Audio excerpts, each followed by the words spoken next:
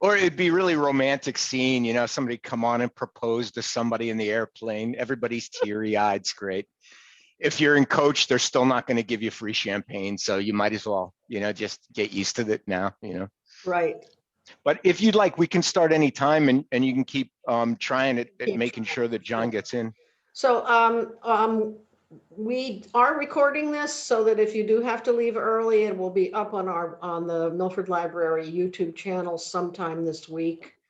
I would wait until about Friday to check. And tonight we have Hamish Lutris, who all of us I know love him. And he's going to be doing a 3-part series for us about Vietnam. Starting this evening, he's going to be talking about the war itself, and I'm guessing the run up to the war. And I think we all know that he's a wonderful speaker, knows a lot. He did say earlier, if you have questions, you can use the chat feature, and we'll be looking at that. So go ahead and do that. And Hamish, thank you very, very much for coming, and thank all of you for coming this evening. And I'll send it over to you. All right, thanks a lot, Nancy. Actually, what I'm going to do tonight is talk for a while.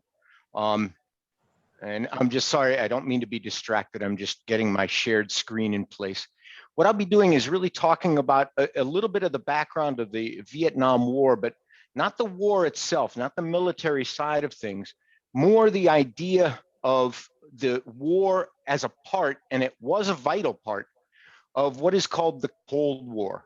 The idea that there was a bipolar world in which the United Soviet Socialist republics were pitted against the United States, right? The communists against the capitalists, the forces of totalitarianism against the forces of freedom.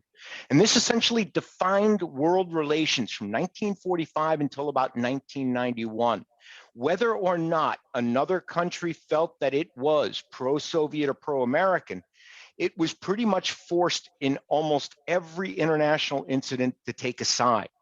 Of those incidents that we see, however, what we find about the Cold War is that it was also very, very carefully staged in ways. The United States and the Soviet Union really never came to direct blows. They did come close a couple of times, but the only time that the United States armed forces ever actually came up against one of the major communist countries was actually in 1950 and 51 in Korea, when the Korean War occurred. Other than that, people on both sides were fairly careful to keep apart. The threat of nuclear war basically meant that people had to be very careful about getting involved in any kind of war at all.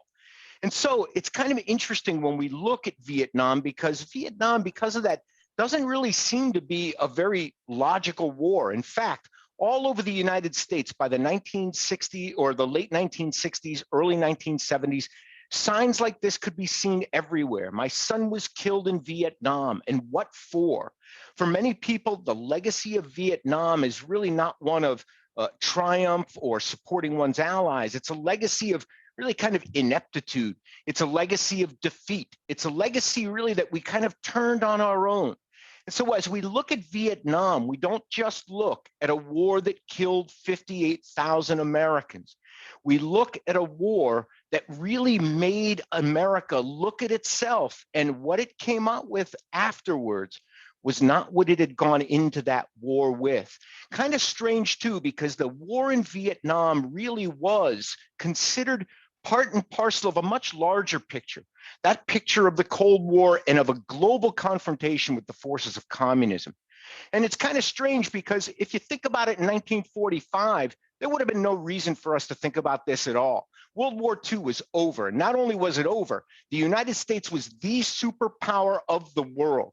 It was a superpower by virtue of the fact that it had the atom bomb, but also by virtue of the fact that it had the only extant industrial base in the world. They were the only country that could continue producing industrial goods, even things like combs and shoes. These were things that most of the world had lost the ability to produce in World War II. The United States was on top, and not only was it on top in terms of industry and the military, it was also on top in terms of its politics. For 12 solid years now, Democrats had ruled the United States. First, the man on the right, Franklin Delano Roosevelt, who had gotten us through the Depression. And as we moved into 1945, we knew he was getting old, but we still looked to him for leadership in World War II. And then in 1945, when he passes on, of course, the man on the left, Harry Truman, will take the reins of leadership in Washington. Now, when Truman does this, Truman will come into a situation in which he has really been left out of most of the loops that are going on in the United States. He was not privy to a lot of the high-level confidential talks that went on between Roosevelt and Churchill. He wasn't aware of the Manhattan Project at all. He was considered someone who did not have a need to know. And so when he comes in and becomes part of the Big Three in 1945, he really doesn't have a great grasp of what's going on. However, he is a very good politician, and he does have a good basic grasp of people. Basically, what he says about Stalin is the guy is honest, but he's very, very clever. And he's kind of very careful about dealing with Stalin. Now, the man on the right, Winston Churchill, the Prime Minister of Great Britain, has no such feelings about Stalin at all. As far as he was concerned, the Germans and Soviets could have fought it out in the Soviet Union and killed each other off, and then he would have been actually quite happy. But as these three began to oversee the aftermath of World War II, it became apparent that there were going to be differences of opinion that would lead to major diplomatic and political kind of storms later on. And the first one is this. In Eastern Europe, Joseph Stalin basically demanded of the Allies a buffer between himself and a hostile German state. The countries that you're looking at in the middle of this map in kind of this kind of pink color were all basically slated by Stalin to be part of his orbit of control. And he got tacit agreement from this with this by Winston Churchill at Yalta in 1943, or at least so the story goes. We're pretty sure that that story is actually true.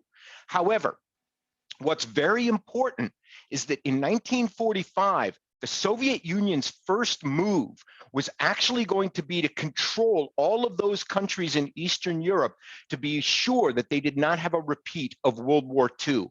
And thus, when you look at the Soviet Union after the war, they did indeed vie for domination of foreign countries. And indeed, in 1935, they had formed what is called the Comintern to serve that end. That is the Communist International, fomenting revolution around the world. The United States saw itself as dead set against this, that this was authoritarianism, maybe not Nazi, but the same nature of leadership that they were going to see going forward. And thus, all over Europe, in Greece, in Austria, in Western Germany, Italy, France, and even a little bit in the Scandinavian countries, there were actually underground and even brush war movements that went on in all of these places. But here in Eastern Europe, this would later become the Soviet bloc. Their power would be unchallenged here. Now, the United States was willing to let this go as long as the Soviet Union was willing to allow us to have our satellite of control. And that meant the Caribbean, Mexico, Central, and South America. We held to the Monroe Doctrine. Nobody was going to go over there and try to control things, not even the Soviet Union fomenting world revolution. And thus, the basic track of the Cold War is laid down.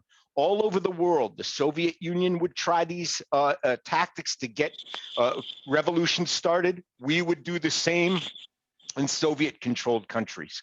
This is really the Cold War. Rarely did anyone come to blows in it, but as we see, blows were regularly struck, maybe not by the Soviet Union and US, but by these their proxies at least. Now, in 1946, Winston Churchill, no longer prime minister, came to the United States. He made a speech in Fulton, Missouri, and there he said, "A shadow has fallen upon the scene so lately lighted by the Allied victory. From Stettin in the Baltic to Trieste in the Adriatic, an iron curtain has descended across the continent." And so basically, the Cold War starts here almost as soon as the war is ended. Now, there's another trend going on at the same time. Not only is Europe under danger from Soviet expansion, but all over the world, in Africa and Asia especially, colonial nations that had been under the control of European countries were now coming free. When you look at India, the world's largest democratic republic today, they got their freedom only 2 years after the end of World War II. Indonesia, only 4 years after the end of World War II. And the question was there, who's going to actually support these countries? Who will be on their side? Well, this also happens here in Southeast Asia.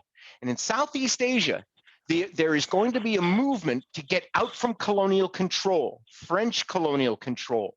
And these countries, Tonkin, Annam, and Cochin China, which end up creating Vietnam, as well as Cambodia and Laos, are basically under French control, but all of these people want their own freedom. And the Vietnamese are very vehement about getting it. So in 1945, this man, Ho Chi Minh, a man of very interesting background and widely traveled, highly educated, but basically a schoolmaster through his life, becomes the leading nationalist hero of Vietnam.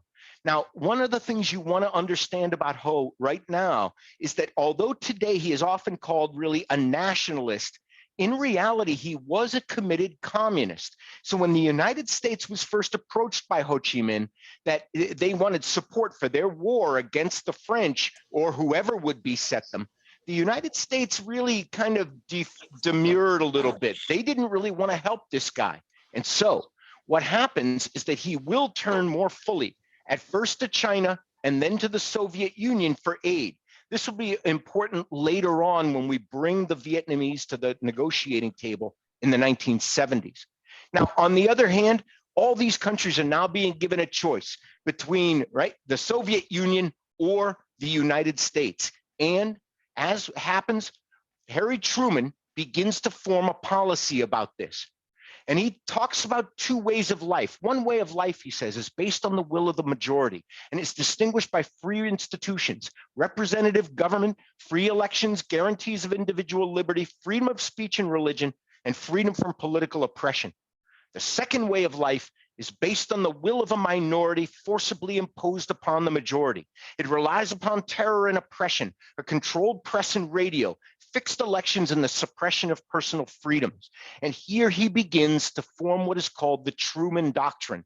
The Truman Doctrine is the doctrine that, or the policy that the US government will use until the 1970s concerning international communism. And that doctrine says, wherever communism will rear its ugly head, the United States will put forth armed force to prevent that from happening. Now that is the Truman Doctrine. It is going to be backed up by a doctrine from this man, George Kennan, an economist who talks about the concept of containment, that we should contain the communist threat so that wherever it is, it has to stay confined. And thus the Truman Doctrine and containment will carry United States government thinking right into the 1970s. Now, by 1950, therefore, we basically have this kind of idea of a bipolar world. We have the Soviet Union and we have the West, and the two are absolutely monolithic against one another. Now, as you can see by this map, we also see that the Soviet Union is influencing China. However, what we're going to be finding is that that's not really the case. We didn't really look too deeply into the communist connections with each other. However, China and the Soviet Union were never really very friendly about their governmental relations. Now, in fact, one can say that in reality, there really wasn't a bipolar world. You couldn't even really call it a tripolar world. You did have the countries in blue that you see on this map kind of being the West and freedom loving, the red communist countries as well. But a great many of the countries of the world were the ones you see in green, and they were called the non-aligned countries. And in fact, what you're going to find is that a lot of people didn't want much to do with the Cold War. They would be forced to take part in it anyway. Now, we saw, therefore, that if the Soviet Union was going to win, all of America's freedoms would be trodden under, kind of like this. If Russia should win, it says, If Russia and the communists should win the next world war, many American men would be sterilized. I don't know how they get there, but it's a terrible thing to think about, right? But we began to really fear this idea of communist invasion. The communists, on the other hand, were fearing the idea of being inundated by the capitalist societies and the more liberal West. However, in the United States, this is the beginning of a time when we're beginning to look inside to see if there are any communists we can get rid of right here. Howard McGrath, a historian of the time, said there are many communists in America. They are everywhere, in factories, offices, butcher stores, on street corners, in private businesses, and each carries within himself the germ of death for society. Well, communists everywhere. And indeed, you hear the same kind of thing today. Do colleges have to hire red professors, right? We talk about academia being a hotbed of communist activity. The truth of the matter was, we did have a fairly large communist party until World War II, folks, so that a lot of people could say that there were a lot of communists in the United States, or at least ex-communists. However, beginning in the late 1940s and early 1950s, we see that things on this stage are heating up. People like Klaus Fuchs, who sold atomic secrets to the Soviet Union, the Rosenbergs, who did the same, Alger Hiss, who was alleged to have done the same, although we've never really been able to prove it. What we find is that this time period really saw America getting a little bit nervous about who was under the bed, who they were actually making policy with. And indeed, in 1950, Joseph McCarthy will make a fateful speech in which for the next 4 years, he will be a major force in Washington, D.C. And he said, I have here in my hand a list of 205, a list of names that were made known to the Secretary of State as being members of the Communist Party and who nevertheless are still working and shaping policy in the State Department. And this is the beginning of what we call the Red Scare. Now, along with this was a movement called the Lavender Scare as well. And these two movements essentially came under the control of a committee that is going to be found in the 1940s and then given a lot of power in the 50s. And as we can see, this paranoia about communists, right, it comes even into the marriage institution. I married a communist. I remember in the 50s, there was also, I think, I married a werewolf, I married a Martian. There could have been a lot of things. I don't know, we never know who we're saying yes and I do to, I guess. However, this nameless, shameless woman, this is actually a very common paranoid theme of the time, that the Soviet Union would send these beautiful women to the US to seduce innocent American men. I can't imagine something like that happening. But anyway, it's what we were scared of. And we just decided about this time, there was a lot of public support for McCarthy and a lot of public support for getting them out of the country, for arresting them, for getting them out of government service. In fact, the House Un-American Activities Committee, HUAC, headed by these men, and yes, these actually are government figures. They are not like mobsters. They just look like that. But one of the people who's really interesting this, you might notice, is the man on the far right, Richard Nixon, who gets really his start with the Alger Hiss conspiracy to sell secrets to the Soviet Union. And he comes out as a fervent anti-communist. HUAC will rule the attention of the nation for a few years until about 1954, when Joseph McCarthy oversteps his bounds and gets censured by the Senate. At that point, they do lose some of their power. However, we should remember that even into the late 1950s, they had a great effect on people like the man in the middle of this photograph, Paul Robeson, whose passport was stripped in 1956 by HUAC for basically consorting with the Soviet Union. So they were going to retain some power, and anti-communism still retains power in the United States. However, as I said, by 1954, cartoons like this could be seen in newspapers across the country where they say it's okay, we're hunting communists, and that's why they're running down all these pedestrians. And so the fervor really does die down a little. However, some 200 ex-communists or fellow travelers will lose their job in the State Department, but it should also be recorded here that some 5,000 gays will actually lose their jobs as a result of Executive Order 10450, which was part of the Red and Lavender Scare, the anti-gay campaign to get people out of government service. Some 5,000 people will be ejected from government service over the next 4 decades, and it will be President Clinton who actually changes that executive order during his tenure in 1996. Now, at the same time, internationally, the Cold War heats up pretty fast. In 1948, the Soviet Union shuts down Berlin, and as a result, the American Air Force enlists the help of private sector airlines, and they begin to fly food in during the Berlin airlift.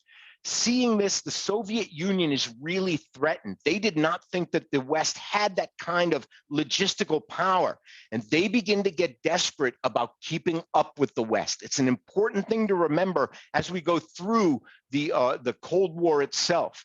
Now, very soon in 1949, Western nations feel that the Soviet threat is so important that they form what is called NATO, the North Atlantic Treaty Organization. Those countries in green that you see were NATO countries. Spain joins later on in the 1970s, and they were actually ranged against Soviet expansion.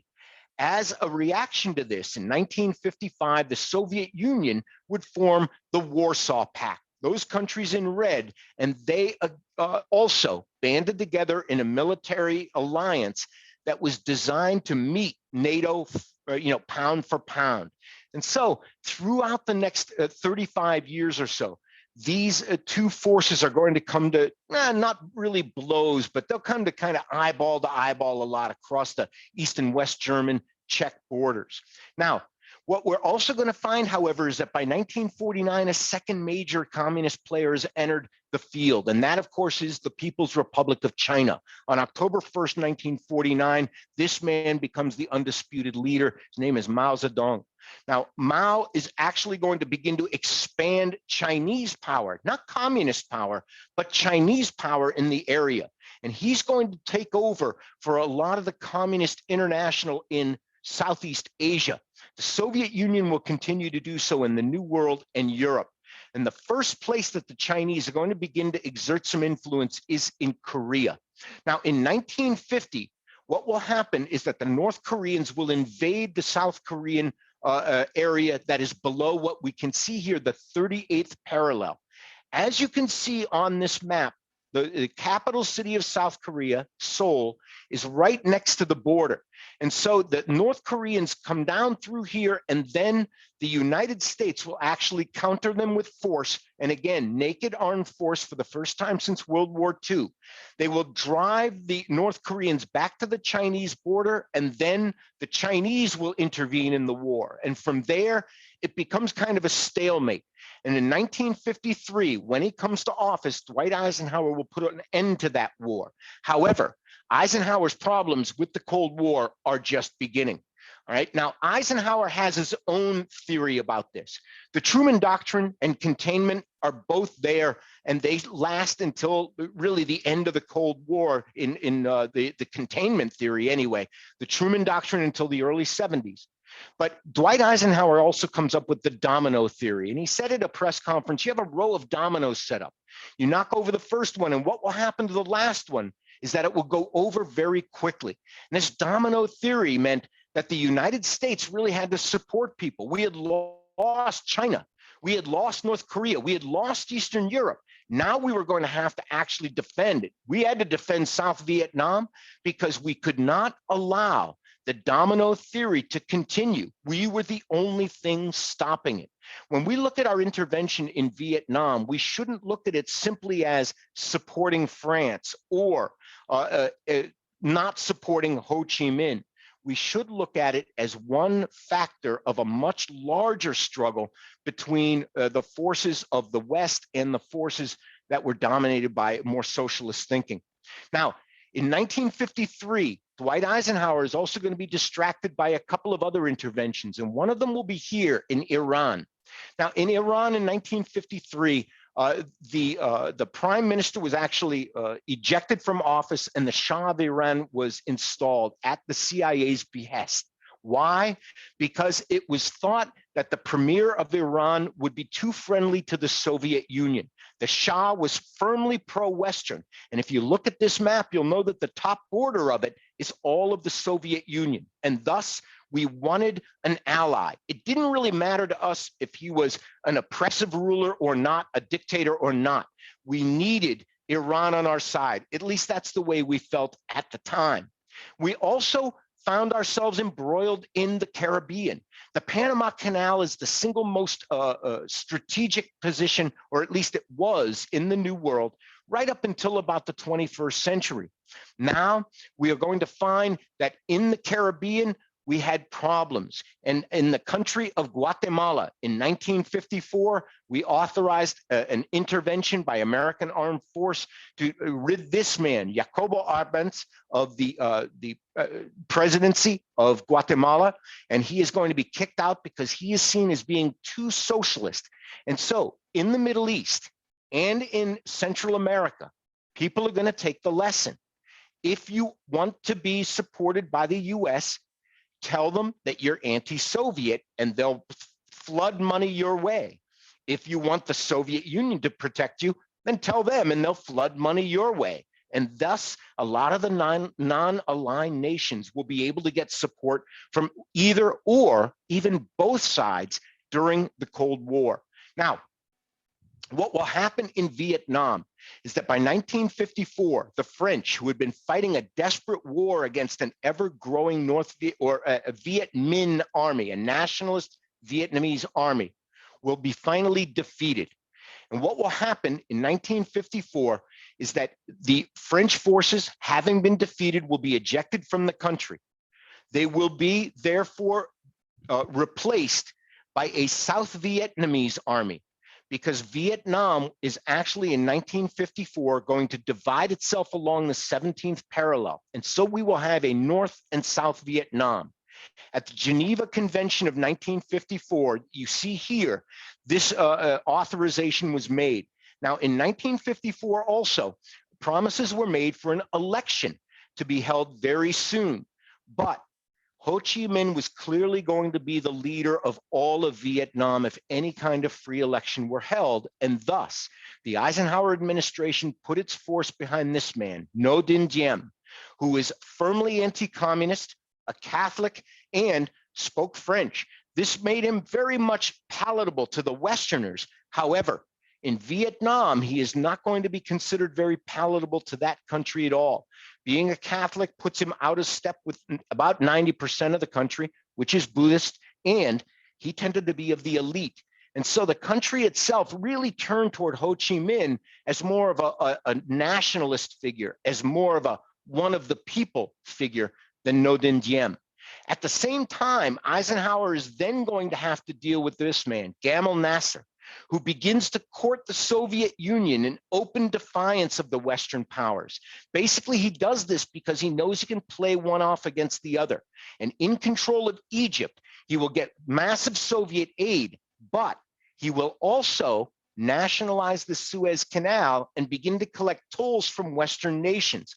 And so, like many other world leaders who are non-aligned, he kind of straddles the line and tries to do his best out of both worlds.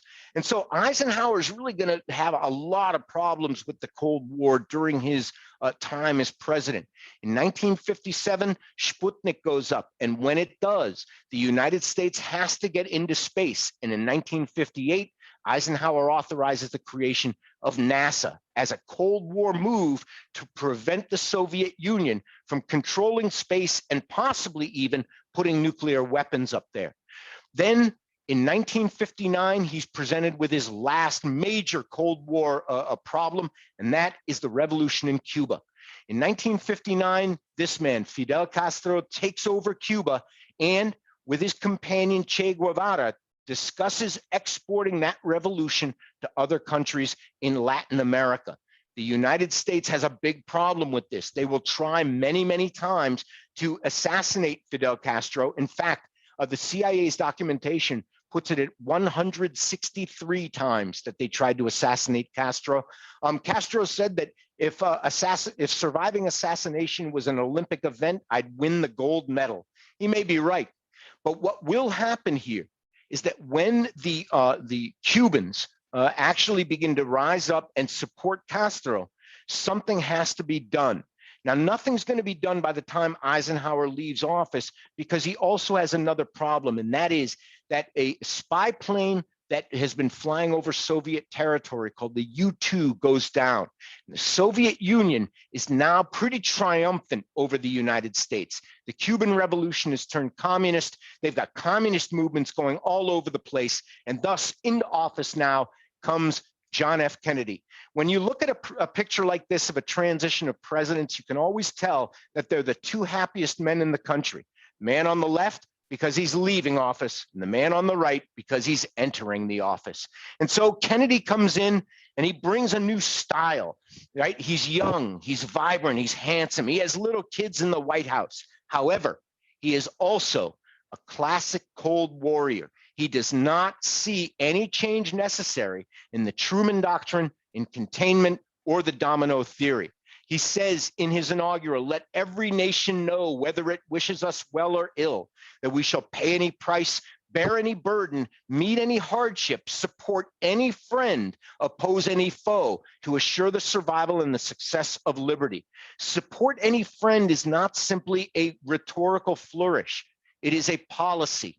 And thus, when we go into Vietnam, many people said, well, we should have just kind of cut our losses and left. We felt that we could not do so without seeming to the world as if we were abandoning our allies. This is a very important part of international diplomacy, and it made a big difference as to what we did in Vietnam and for how long. Now, as soon as 1961 rolls around and Kennedy's president, you're going to have more and more problems. And he is really not as experienced in international affairs as he thought he was going in. In 1961, although Eisenhower has the project, Kennedy authorizes the go-ahead for the invasion of the Bay of Pigs. And when he does, it is a disastrous invasion of Cuba by nationalist Cubans opposed to Castro. And thus, when Kennedy meets up with Khrushchev in June of 1961, he is actually going to tussle with him in Vienna over nuclear arms. Now, the fact of the matter is, he does not come off well in this summit. The only person who really does well in the summit is actually Jackie Kennedy, because she really charms Nikita Khrushchev a great deal. But when they leave this summit, all right, Nikita Khrushchev seems to be a person who has just dominated the summit. Kennedy says to one of his advisors, we have to confront them, and he means the Soviet Union.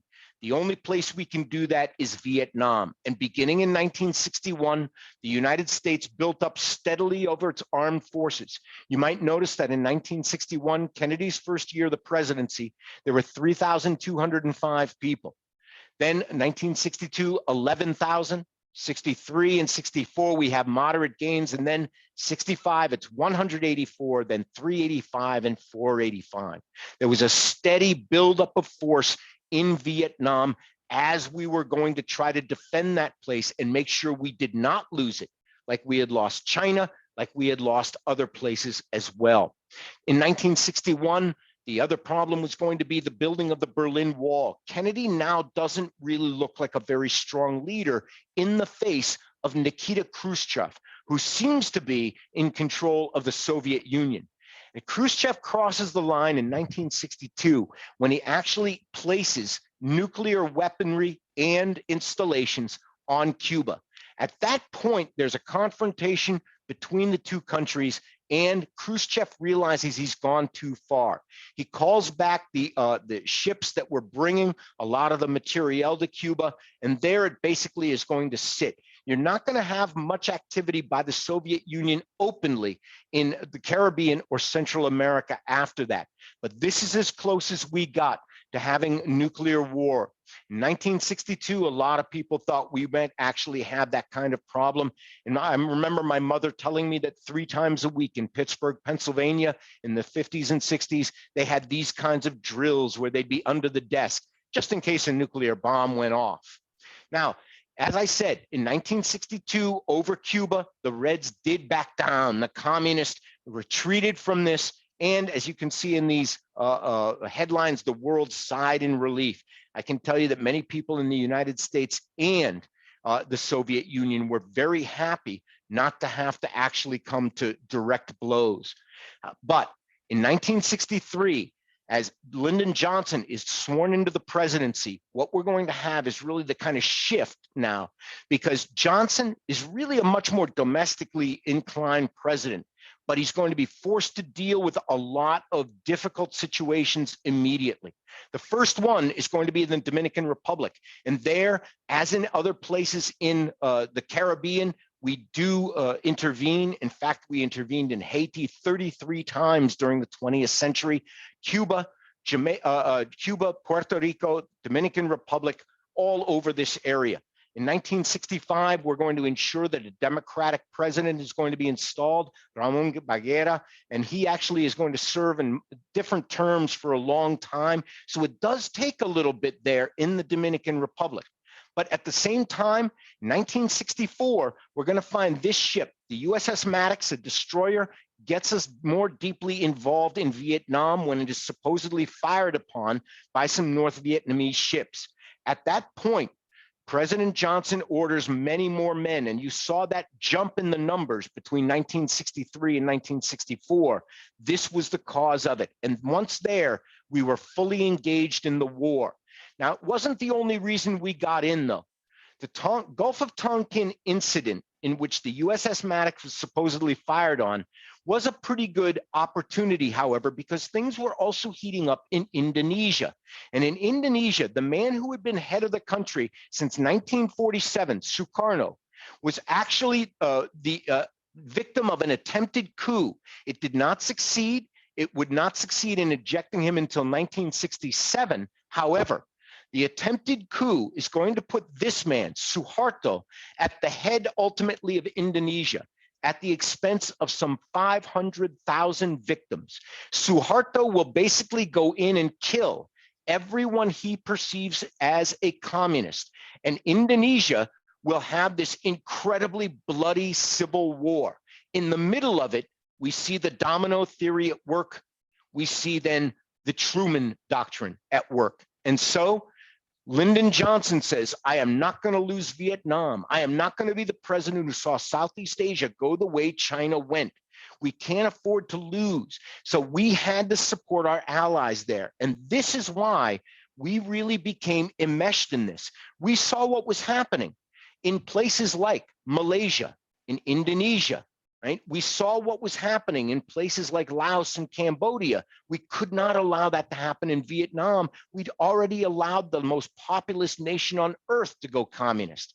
So ultimately, he didn't want to be the guy who lost Southeast Asia, but in 1968, the situation became so bad that he decided he would not run for president anymore. And thus, once again, we have the two happiest men in the country.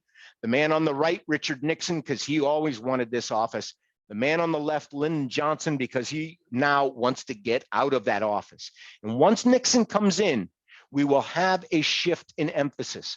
Nixon came in on a promise of getting out of Vietnam and an implied promise of making the Cold War somehow work better.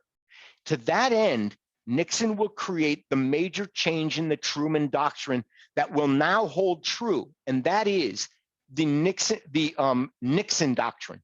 The Nixon Doctrine is that wherever communism rears its ugly head, the United States will apply armed force to resist it as long as that armed force is carried out by people of that country. In other words, our own army was to have no place in places like Vietnam to get involved. It would supply the South Vietnamese with weapons and ammunition, but it would not do the fighting itself.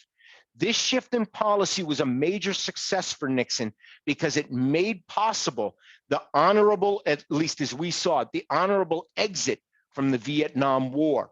Now, with his, I don't know, do I want to say trusted sidekick? I guess you could put it that way, Henry Kissinger, he was also actually after something else.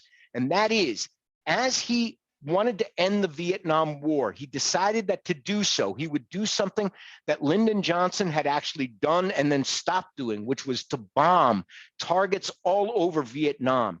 And in Operation Linebacker and Linebacker 2, North Vietnam became the victim of a massive amount of US tonnage dropped on it for the purpose of bringing the North Vietnamese to the peace table. Once they were there, the Americans could then negotiate their way out. The South Vietnamese did not want to be at the peace table because they knew the Americans would want to get out as soon as they got to the table. But there wasn't much they could do when the North Vietnamese finally agreed to negotiate. But at the same time, Nixon is pulling off one of the major diplomatic triumphs of the 20th century. While negotiating, or at least under the guise of negotiating, with the North Vietnamese about an end of the war, Kissinger has opened up relations with the People's Republic of China. Now, this is done for a couple of reasons. Number one, because Nixon felt that they deserved to be in the arena of nations, being as populous as they were. They needed a place in the UN. He also knew that his place in history would be assured by opening up China to the West's and diplomacy. And he wanted a counterbalance against the Soviet Union and what is called the Brezhnev Doctrine.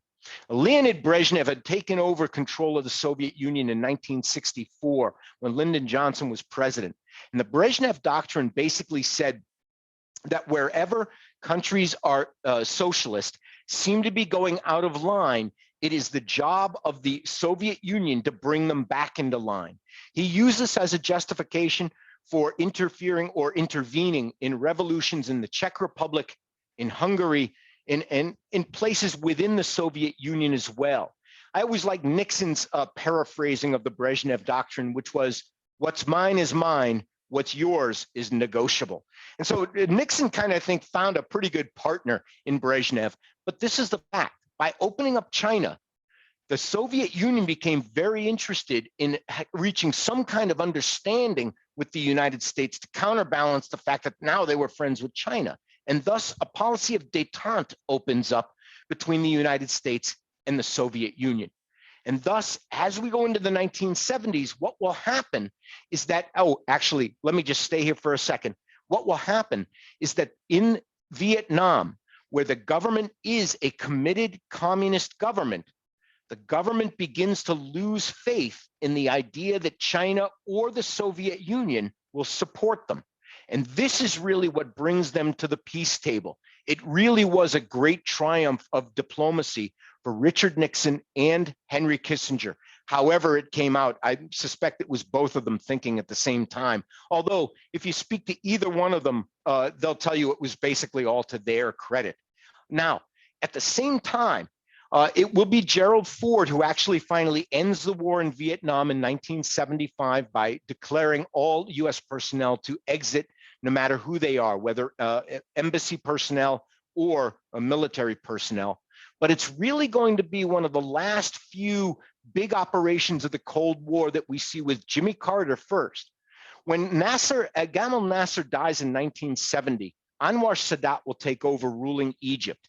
And there he will actually court American aid. And in 1977, Jimmy Carter decides to give him that aid. This leads to the expulsion of 20,000 Soviet advisors in Egypt and the growing accommodation of Egypt with the West, as well as leading to the 1979 Mideast peace accords. One of the things that really Jimmy Carter can be justly proud of as president. But what's really going to happen is that right at the end of Carter's administration, the Soviet Union will commit its most fateful error. And this is what's going to happen in the 1980s. The Soviet Union will collapse from the inside out. And that first event was the invasion of Afghanistan. With the Iran Revolution in 1979 that saw Ayatollah Khomeini placed on the pedestal as the ruler of Iran, the Soviet Union became concerned that Afghanistan would also go Islamic fundamentalist and possibly spread that into Chechnya, Tajikistan, Uzbekistan, or Kazakhstan, where there were large Muslim populations.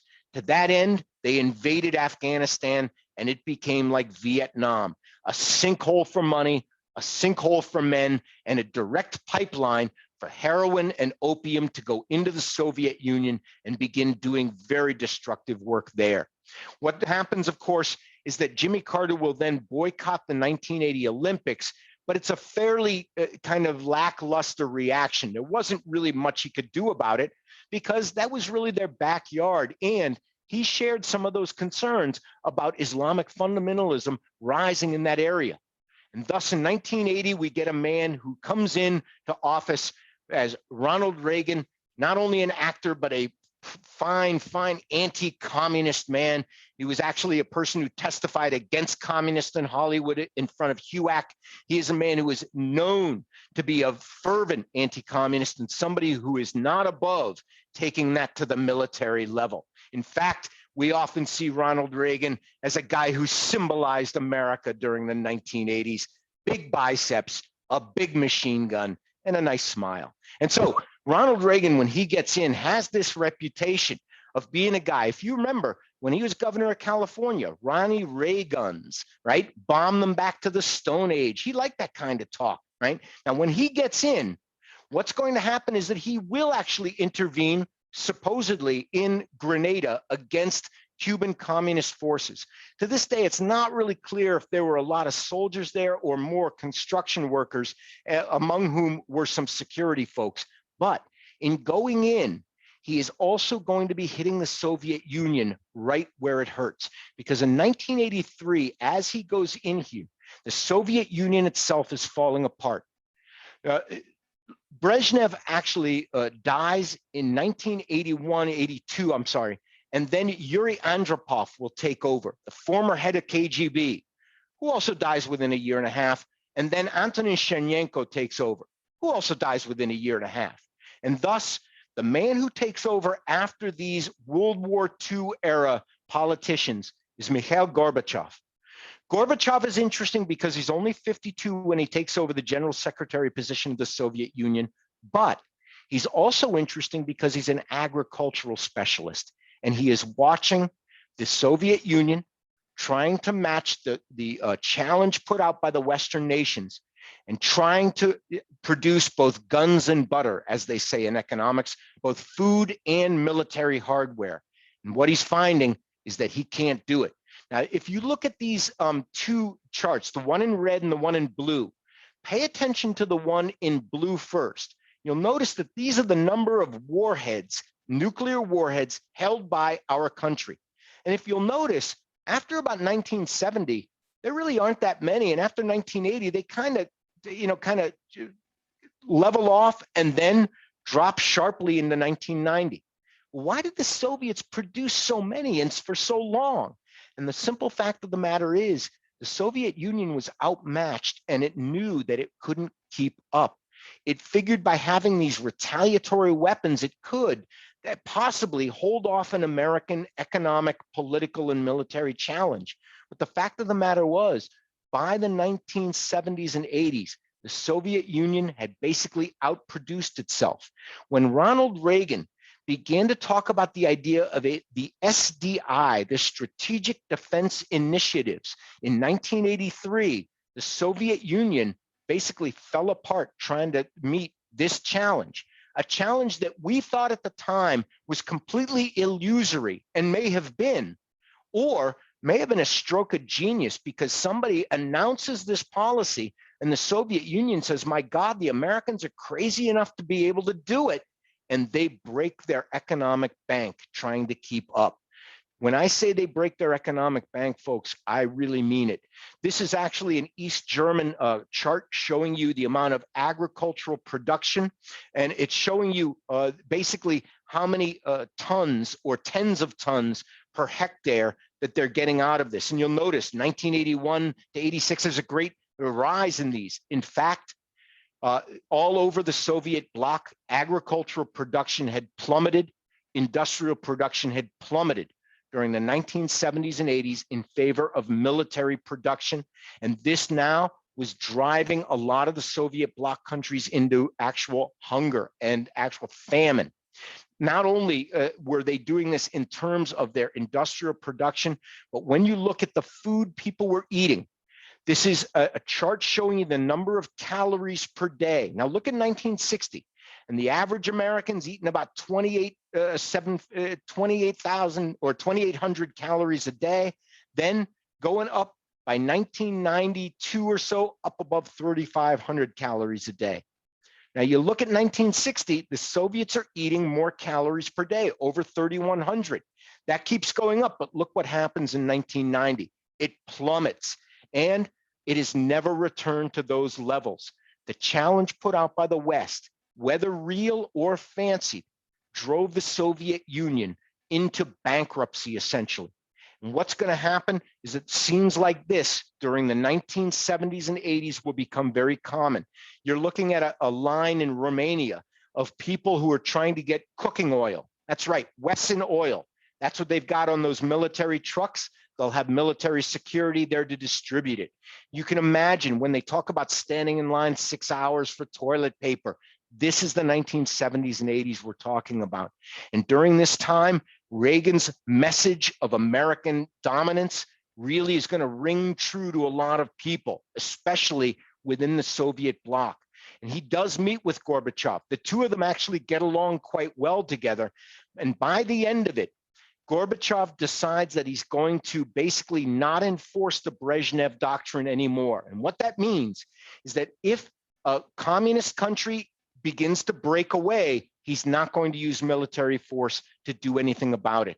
Well, in 1989, a lot of East Germans decided that they were going to travel through Hungary to get to their friends in Austria and West Germany. To do that, Hungary would have to receive permission from Moscow to give them all transit visas. In the Soviet bloc, you needed these. And when Hungary asked the Soviet Union said no, but Gorbachev really didn't say that he would use the military against them. Thus, Hungary opened the borders and a bunch of East Germans began to take vacations, long ones. This was going to lead ultimately to the dissipation of the Soviet bloc and finally to the felling of the Berlin Wall in 1989. There, the Cold War was really going to end, or at least it ended as we think of it. We still think of Russia as one of the great threats to Western civilization. They still look at the West as one of the great threats to Russian civilization. But in all of this, the war in Vietnam seems to have been one of the major parts. It is one of the two times that American naked armed force came up against any other combatant. It is one of the two times that the United States had to get out of a war before it could actually say that it had won that war. And the next time I'm speaking, which is going to be in April, I will be speaking about the war in Vietnam itself. That is from 1945 until the North Vietnamese triumphed over the South in 1975. Hope you guys can show up. I'd like to thank you very much. That's the presentation I had for tonight. So what I'd like to do right now is actually stop sharing my screen. If I can do this, let's see. Okay, all right. And I'd like to say thank you very much. Just wondering if you have any questions or comments, love to hear them. I'm sure that a lot of folks out here actually were probably, we probably have very fresh memories of the Vietnam era. I will tell you that I'll be speaking in May about the domestic aspects of Vietnam, because one of the things that I remember is that I was 6 years old when my parents were watching the news and the Tet Offensive happened. And Walter Cronkite was on the news telling us that we couldn't win in Vietnam. And I remember my father turning to my mother, and this was something, of course, when you're 6 years old, this is horrifying, right? He turned to my mother and he said, "Jesus Christ, what the hell is going on?" Right? And I thought, my God, my dad just swore. And it wasn't at my mom. It was just talking with her, It was a strange night, So it's really an interesting thing. A lot of people do have those kind of memories of it. But at any rate, if anyone does have any comments or questions, love to hear from you now. All right. Well, in that case, folks, I'd like to thank you very much. I have a question. Tess, please go ahead. Okay, so you mentioned that Vietnam was at one point banking on either the Soviet Union or China. That's correct. So yeah, just the support. Okay, but in terms of society, which one is closer to the kind of socialism that Vietnam has? Is it the Soviet type or the Chinese type? You know, in the beginning, when Ho Chi Minh was the leader of the North Vietnamese Communist Party, it was China that would have been the model. The idea of a peasant-based agricultural model in the country, that would have been really the ideal to follow. But in reality, Ho Chi Minh by 1961-62 had lost a lot of his power. He was in very poor health. So he didn't have a lot of power left with the North Vietnamese Communist Party. So the Communist Party, a lot of them really didn't want China supporting them because they felt China would try to actually come in and oppress them and make them part of a greater Chinese empire. They started using the Soviet Union, an industrialized country, and a little bit less of a peasant-based, more of an industrialized. So when Nixon opens up China and begins to talk to the Soviet Union as well, the North Vietnamese are much more Soviet Union-based than Chinese-based.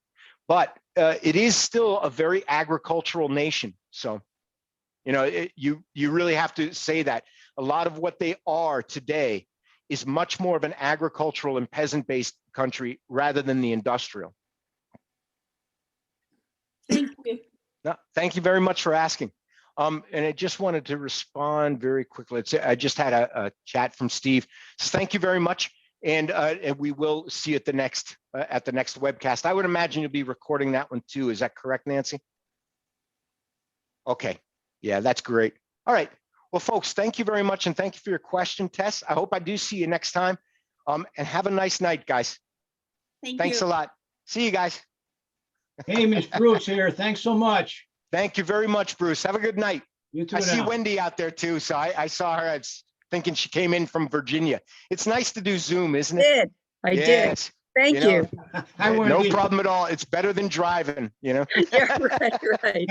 Right. Thank you All right. so much, Hamish. Thanks a lot, Wendy. We'll see you. We'll see you guys.